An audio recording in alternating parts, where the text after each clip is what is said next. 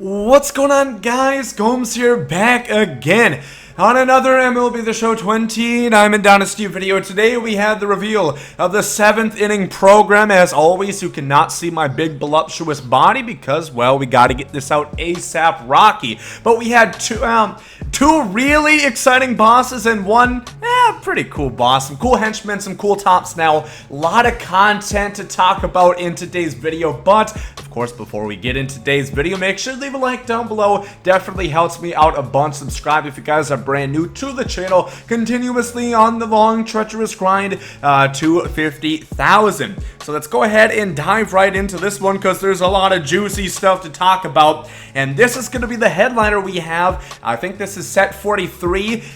Future star catcher. It is not Adley, but it is Joey Bart. He comes in real hot. 77, 105 contact, 90, 110 power against lefties. So gonna absolutely marauder left-handers, the two that people use online.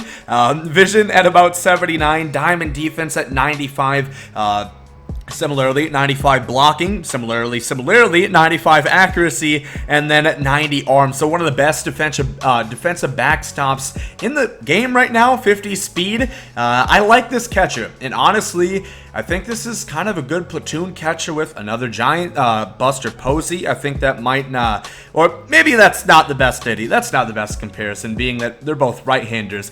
Forget that I said that part. You probably don't need to, platoon him. It's not a bad card, but again, if you have Posey, that's more so what I meant. He's probably going to be better than Joey Bart. So, you guys know. Shut up. Moving on to the tops now cards. I think we have, I think it's 4. Now, that's 5 tops now. So, indeed, the Mike Trout voucher is going to be obtainable.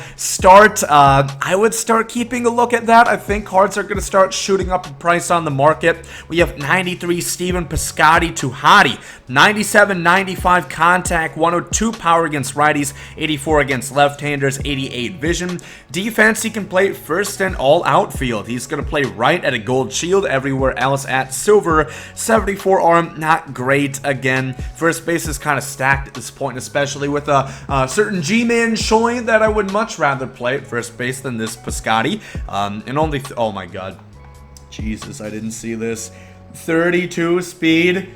Good lord. Oh. Again, this is another where I'm going to say it. I would rather have Lizzo in my outfield. Lizzo would do a better job. She has a bigger body. She'd at least, I don't know, knock it up in the air. It could bounce back and hit somebody's glove, maybe get an out. Who knows? But it's worth the risk opposed to 32 speed. We have Dylan Bundy. Like this card. Been great this year so far. 99 stamina, 88 hit 9, 102 K9, 92 walk per 9. 4-seam, 2-seam slider, changeup, curveball. Pretty much the most basic 5-pitch repertoire you can have. Doesn't throw too hard, but has a nice little 11 mile an hour differential on that 4-seam to a changeup. And then the curveball is pretty slow at 75. Again, it's a good card. It's solid. I don't think Bundy has a wild motion or anything, so I don't think it's going to really appear like a sinker, but I always say the 2-seamer, righty-righty or lefty-lefty, is effective if you know how to throw it. Otherwise, don't you even dare throwing it righty-lefty unless you're actually good at the game.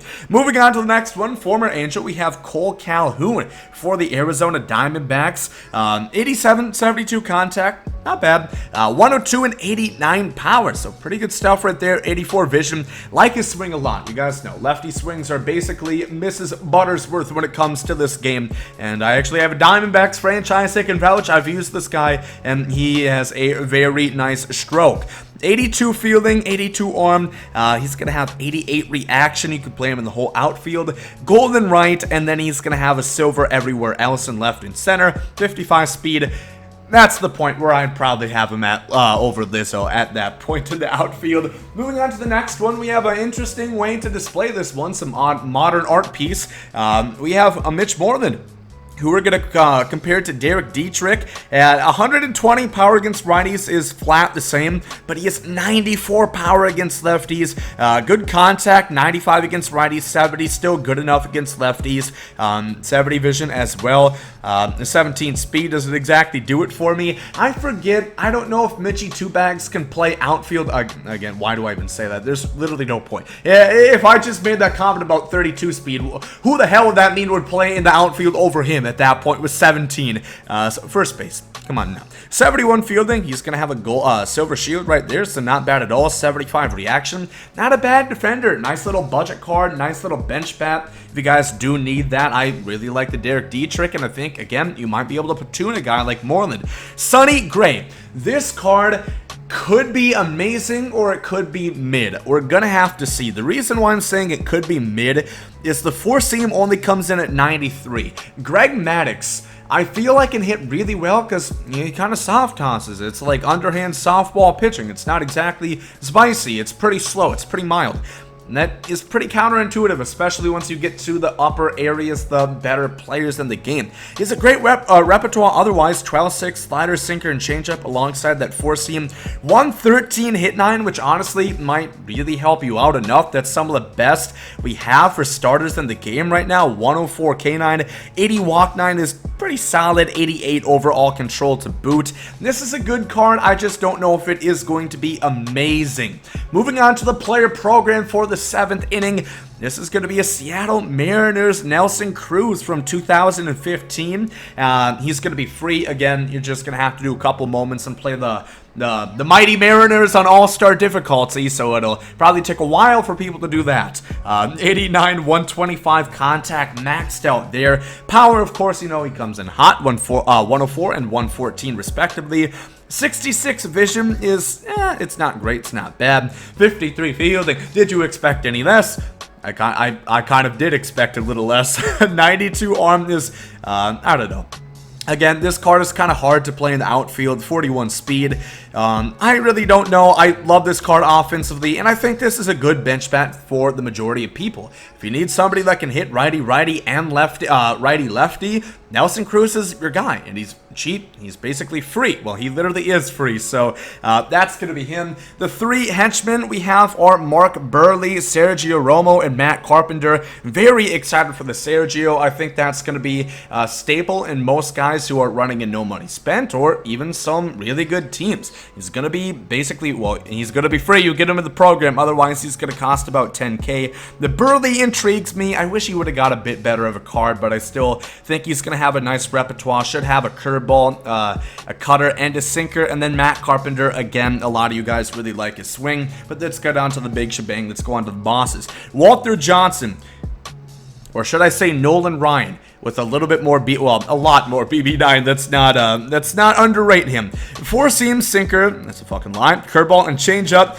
He has double outlier, which again, I really don't think that is that good, especially if you only have 4 pitches, because the 4-seam and the sinker are going to look very similar at that point. He has 97 hit 9, max stamina, 118 K9, 97 walk 9, max control, or 94 control, max velo, and max break. I'm not sure. Again, I'm gonna have to try him. I think he has one of those really annoying windups, which to me, I'm all about efficiency, baby. I don't know if I can sit through 5 seconds or so to actually wait for him to deliver a pitch to home plate. So I don't know. We're gonna have to go ahead and give it a C. Here we have Frank Thomas, by the way, sick ass card art. Contention. I don't know who's gonna have better card art here. Frank Thomas or Bryce Harper, let me know. 109, 125 contact. Well, he is maxed out. Splits against lefties. 125 versus both. He has 98 vision, 109 and 104 splits against right-handers, 57 fielding. But if you used his signature last year, you know, it's basically the Great Wall of China. You're not getting anything past this big bastard. Not a single ball is going to at least not get knocked down by a shin or a rib cage. It is going to have reduced velocity, so it's going to limit doubles into singles. 48 speed on top of it.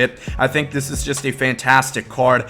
It's kind of at a weird time. I really don't know why they came out with Frank Thomas right now just after you got Babe.